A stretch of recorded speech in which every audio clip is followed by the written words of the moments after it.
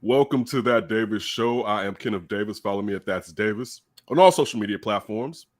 Always fortunate and blessed to be joined by executive producer of everything on this side, Ryan Bukoveski. Follow him at Ryan Beesky and Ryan Beesky1 on Instagram, even though he doesn't use it, so I don't even know why we're telling you to follow him there.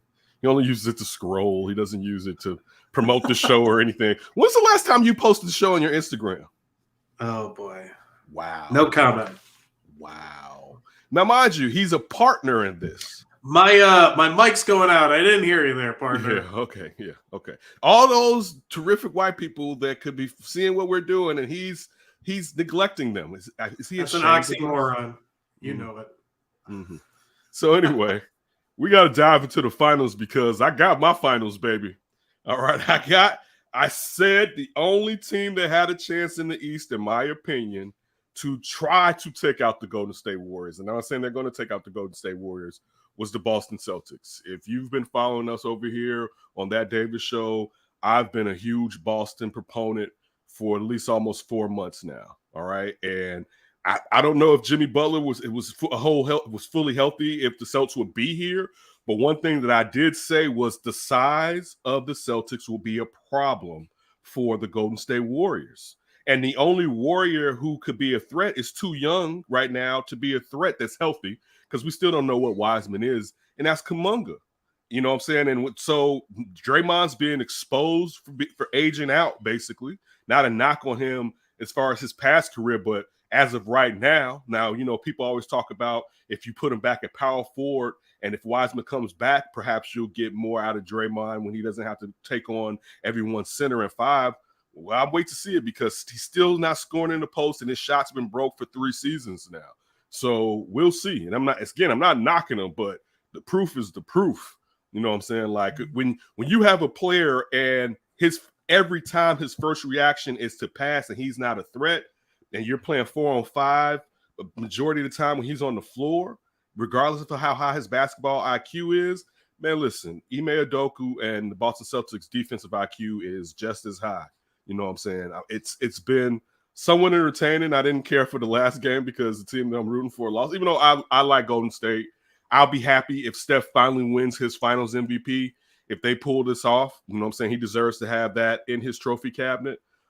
He has finally carried his team. A lot of the times in the past, in the playoffs, he consistently wasn't the player to carry the team because shooting goes flat. Regardless if you're the greatest shooter or not, it goes flat. You know, and that's one of the best things about going up against Golden State. And this is one of the problems that I have with Boston. I've tweeted this out. Tatum, I don't know if it's his shoulder or what, he's been broke from shooting the threes the entire playoffs. If you don't get your ass in the paint and work them elbows with your height, you are wasting possessions, and this is not the team to waste possessions against.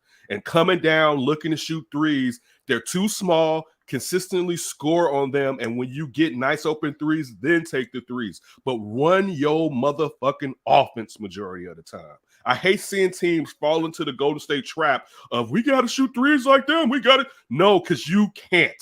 You may get hot, which go nuts, but also know your limitations and score consistently for Golden State because one, they may go up, but two, they are going to go cold. All right. And if you can consistently score, you can make sure that when they do go up, if after they went cold, that you're still in the damn game instead of getting your ass blown out. But finals have been entertaining. I love the resurgence of Al Horford. I watch him and it just makes me think about Joakim Noah and that Florida team and how young I was back then. And Al Horford is still out here getting it done, and how even though I wanted Horford, but I knew the Bulls were drafting too low. And I wanted Joe more because his personality, but you always knew Horford was the better player. But one thing I still love, and I was pausing the game and replaying it for Afton, and I was like, do you see this? And Horford grabbed the rebound and he took it out. And I was like, dude, this is what made me fall in love with them down in Florida, seeing them take it off the rim, those two bigs, and bring the ball up court with Billy Donovan as the head coach. So I love seeing that. I love some of the stuff Marcus Smart does. Sometimes he just makes bonehead plays when he has to set guys up. So, I mean, sometimes it works, but you're not a pure point guard. Excuse me. You need to set guys up. Robert Williams all over the place whenever he's healthy is insane. Still not even healthy. All over the place. Just a well put together team and a well-coached team on both ends. I was in a text thread with Weekend Gabe and D, and Gabe was saying that basically the window was closing. And I was like, I think Golden State has about at least 2 more years, maybe 3. Because one, they got assets. You know what I'm saying? They had, like, if they look, they can. Depending on how they cap works, and maybe one of those guys has to get moved out, they can still get another superstar to come in and play with them. Don't ever get it twisted that somebody else may not be like, you know what? I think I want to go win me one. And they can do that, but also they can ride out with those young players, or they can trade one of those young players and an aging vet if they deem fit to go get a stud. And the stud would want to come out there and play in Silicon Valley and make the money on and off. So I don't look at their dog. As long as you got Steph Curry and he makes sure you can spread the floor. Like, that's the real thing. I mean, physically, the man is in great shape. If his ankles hold up, Steph Curry can be elite for at least 4 more seasons. For real. I mean, dog, he can play easy until he's in his 40s coming off your bench, putting up 15 points like a microwave, basically. 17 points like nothing. You know what I'm saying? Like, shooting doesn't go away, baby. It only really gets better with age. You know what I'm saying? Like, this, it's like hitting. You know what I'm saying? Now, perhaps your bat speed may slow down when it comes to hitting, but your eye, it gets greater. You know what I'm saying? You may get so old. Get more used to it.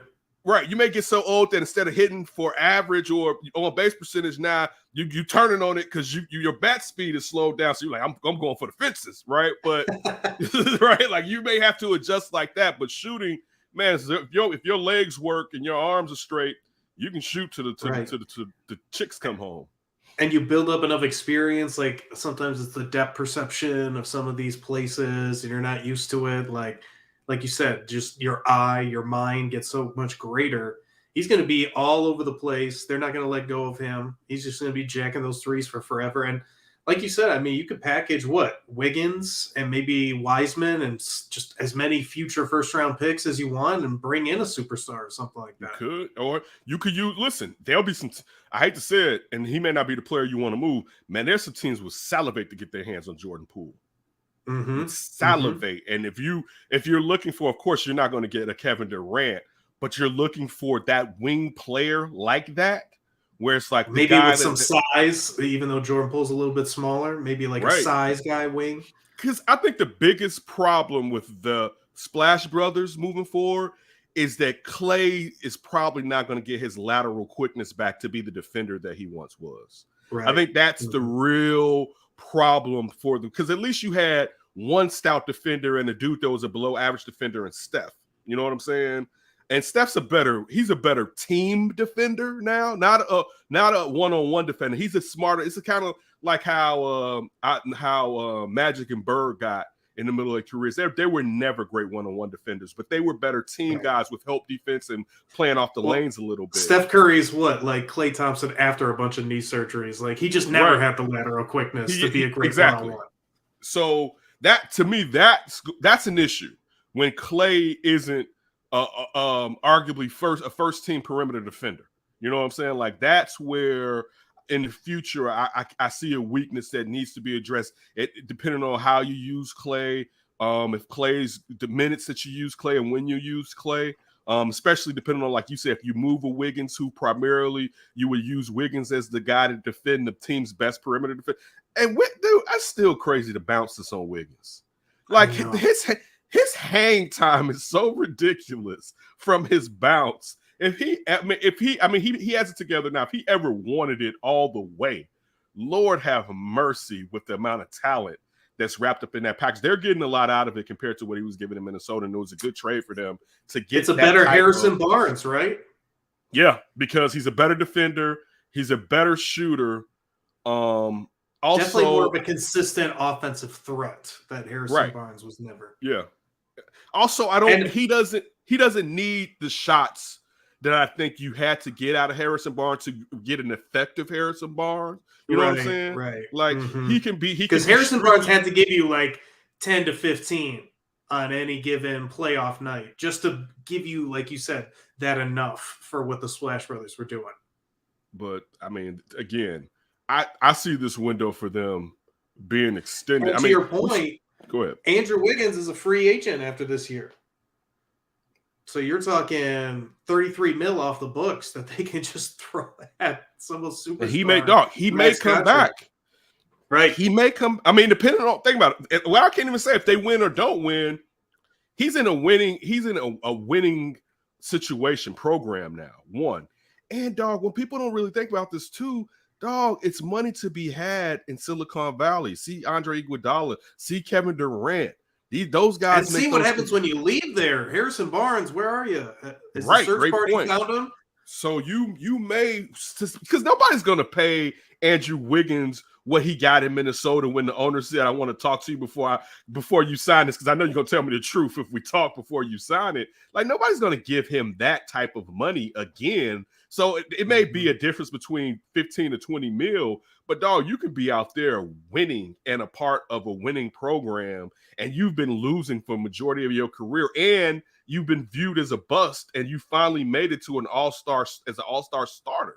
You know what I'm saying? And not to say you're going to be a starter this year, but still there's a chance you could make the team. So I don't think it's a given, depending on what teams are willing to offer him, that Wiggins is gone being a free agent. But what you're saying is correct. There's still going to be money coming off the books. And depending on what you want to do. Now, the only thing about the money coming off the books, they're probably over the cap, though. So even if it's 33 million, it wouldn't be 33 Hey, but million. if those dudes are willing to pay, right? Right. And I mean, but the question is, could you do a signing trade with him and put somebody else in that space? You know what I'm saying? Like that would be, and I don't know exactly. And maybe to your Draymond problem where you don't really want him on the fives all the time, maybe you can get a couple free agents that are just those two-way guys, but 3-and-Ds that have enough size, and you just put it with that shooting. I mean, as long as you understand your component within the system of their offensive scheme, you can get a lot. You know who would be nice playing for the Golden State Warriors? Huh. Nikola Vucevic. He would. It would be great with them. Vooch would be nice. He'd be cleaning up rebounds. They would get frustrated as hell with all his missed shots, but he would be the perfect piece for what they need him to do. Totally. Because even though he's not a plus defender, you still saw the effort that he tried to give you. But having that guy that big at the elbow that can facilitate the ball like he can facilitate the ball. Yeah, like what was it? Andrew Bogut? I'm blanking on his name. It was Bogut. Bogut was there. Yeah, Bogut. Like I picture that. A guy that's just getting a lot of rebounds, but Bogut obviously couldn't score worth at all. Like Vooch would be that guy, and then you could always take Vooch out and you go to your small, maybe more of your defender lineup if you have like an Iguodala, Draymond type. Yeah.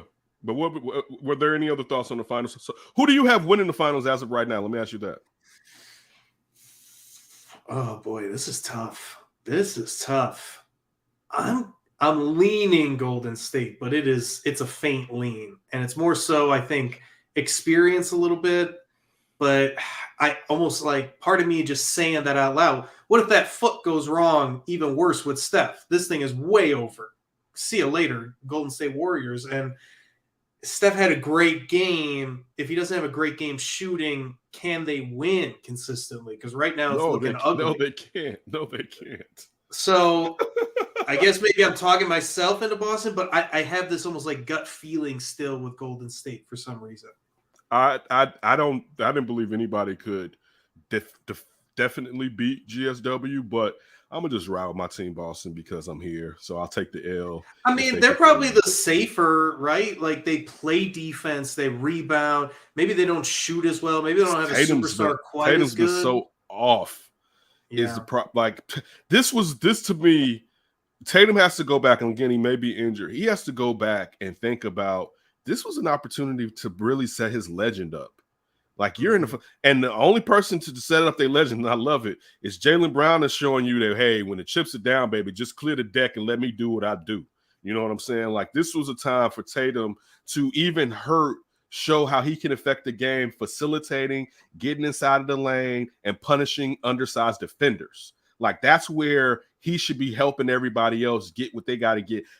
Playing on the elbows, forcing the double team, and kicking out to a Marcus Smart or a White. you know what I'm saying, or Al Horford or whoever. Like those, that's what he needs to do because his perimeter shot has been off for so damn long. You're wasting opportunities against a team you cannot waste opportunities against.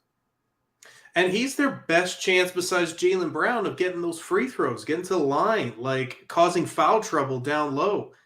To your point, get there, get down past that free throw line almost with a head of steam, but he does such a great job of passing off of the defensive rotations inside the interior around the basket. So I think Boston's where they want to be because they're good enough defensively and they got the rebounding. But to your point, they got to tighten things up a little bit offensively. And you wonder sometimes, like if Steph, obviously he got off, but if this Warriors team can kind of maybe some of the role players at home especially play a little bit better and this game is close going late into the fourth, do you think maybe Golden State has more of an advantage at that point than Boston? No. I feel like Boston's defense can beat them, and if Steph is cold, they win. I mean, yeah, Steph is cold, they win. Steph can go cold. Like that's the thing. Like that's the thing with 3-point. It is not. That's especially. We're not even talking about him and Clay hot at the same time. You know, Clay the last game was definitely knocking down some shots, but like he can go cold, and if he's cold in the fourth, and their defense is smothering him like the way that they were smothering him, and a lot of these games, a lot of times they gave up stupid fouls. Like there was a play where Tatum had showed so ill on Steph that Steph had to recoup and reset his dribble, and Brown was coming across defending another offender, and he's tried to steal the ball, and he put his hand in there, and they got a foul on Brown on Steph that they didn't need. Brown didn't need to send Steph. I don't even remember if Steph went to the line of that, if they were over the foul limit or not. But sometimes stuff like that, and I get what you were trying to do, but you went too far. Like you can't do that. You could come in, stop him. The goal was to get the ball out of Steph's hands, really. That's what you're trying to do. Make someone else beat you on that team consistently. You don't have to foul Steph trying to do it, even though I know that wasn't necessarily what he was trying to do, but you still have to be heady in what you're trying to do out there. Yeah, I think overall, the Warriors seem to be kind of like in this secondary position, if you will, to Boston. That's why it almost makes me think with the home court advantage, maybe a little bit more of this like this response from Golden State, because I feel whenever the chips are pushed against them that they do respond a lot of times. It's almost when they're favored, that's when they get lazy or almost like fat, if you will, like too rich, too fat, just feeling themselves too much, thinking the light switch will get turned on when they need it to. But when they seem like the underdog, I feel like they come out a little bit more consistently. 2 games left at home. If you can win, obviously game 5 or game 6. So I like that part of it. I think the role players maybe play a little bit better. I think Boston has not necessarily given their best punch, but they've done it more often than Golden State. And Golden State's down, or the series is tied 2-2, which makes me feel a little bit more comfortable about Golden State, if that makes sense. Golden State better win game 5. I'm going to tell you that. They better win game 5. Because even though Boston's record, as far as back-to-back wins in the playoffs, is putrid, I don't think going back to and they're not great at home, but you don't want to. I don't think they're going to give you game 6 like that, man. I think just the building, and they're not going to want to come back. I say this, even if they come back, I'm not going to say they're going to lose if they're healthy. Yes.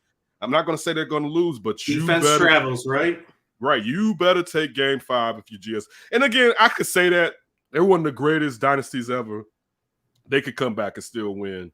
But I see that, like, you're not getting the same Draymond. You're not getting the same Clay. Role players traditionally don't play as well on the road. In an elimination game 6, you have to have it. I don't think you want to play with that if you're Golden State. I would. Like, you don't want to play with that whatsoever. All right. So that's it for our finals discussion right now. We'll be back. Real quick. Go right ahead. You got Boston game 5? I'm just going to ride with my squad regardless. Yeah. I'm just going to ride with them. I mean, because I was mad. I'd be mad. Are you feeling Boston in 6 at this point then?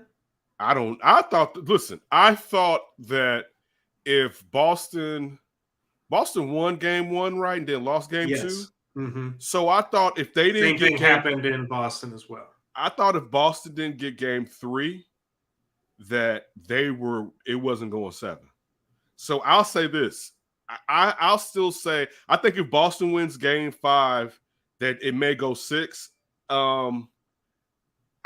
This is a hard. I feel like if I know this GSW, is hard. I don't think I this think is like this is close. you know what? I'll say this. If Golden State, I'm gonna say this. Whoever wins game 5, I think has a realistic chance to win game 6, because I feel that one, if those young boys do it in out there in San Francisco, and they come back to Boston, that they're at first Golden State's gonna jump on them. But if they can weather the storm and lock up in the second half, particularly the fourth quarter, yes. And I feel that GSW, if they win at home, they're not even going to want to risk coming back home again. I don't feel like they're going to be like, let's close this out, because let's not even a game 7. It can go either way, regardless if we're going to be back home or whatever. We're champs. Let's stomp them out. It would remind me of the Bobby Hansen, Jordan, who was on the court, Pippen, Hansen, maybe BJ. I don't know. I think Stacy may have been on there. It was game 6 in Chicago against Portland Trailblazers. And Portland had been up by like 15 to 20 in the second half. And the Bulls had basically conceded the game. So they had like the B squad in. I believe the only starter was in was Scotty. And they came back and got that bad boy within to like 9 or 6 and put the starters back in, and we won the title. Right? It was like, dog, it was a game that was over. It was a game that was like, man, guess we're gonna go 7, right? And it was like, it's a wrap, right? This game's over. And they came back and won the title that game when it looked like the game. And this teams weren't shooting threes like they were shooting now, where you could just flip the switch like that. So I could see swing out of nowhere. Right. I could see Golden State being up there at TD Ameritrade and being close enough to be like, you know what? Fuck it. Let's take this bitch. Just like Giannis did last year when we were talking about game 6, and Giannis was like, no, we're not going back to Phoenix. We're not going to that footprint center. Stop this right now. We're not doing a game 7. Like, I could see, because of who they are. And also, if that would be the cherry on Steph's career. If Steph could be down and up a game in game 6 and come back and splash on that ass. Oh, he would listen. That's that would a Finals MVP lock right there. That would be his favorite trophy ever that he's ever had. Right? There's no KD because he should have got that first one. That first one that KD got, or was it the second one? I can't remember. I think it was the second one. The second one, he should have got that one. I still say go back and watch the tape, because Steph was butthurt for about 2 minutes when they announced the finals, because he kind of deserved it a little, because KD snapped one game that series where he went crazy, but Steph was slightly more consistent, but KD had like that and a strong second half in one game. So anyway, I think who wins game 5 wins game 6. That's my prediction for you, Ryan. I'm feeling game 7. I think they're going to split at home, and we're going game 7. Game 5 Warriors, game 6 Boston. All right, so that's it for us here at That Davis Show. For Ryan Bukoveski, I'm Kenneth Davis. Definitely stay positive, and we will see you down the road.